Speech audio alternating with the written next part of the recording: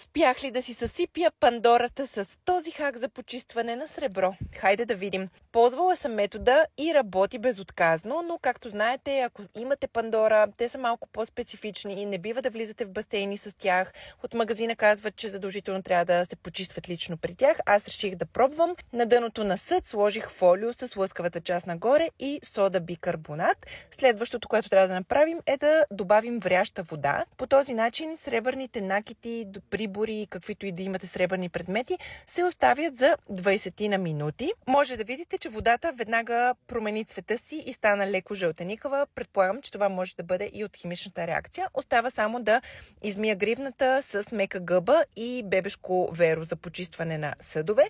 И сега ще ви покажа резултата на слънчева директна светлина, за да видите буквално каква разлика има. Погледнете хубаво, буквичките на закопчалката бяха черни. Също така и висулката, която е Мики Маус, е като чисто нова и блестяща, така че да, този метод работи и за гривни Пандора.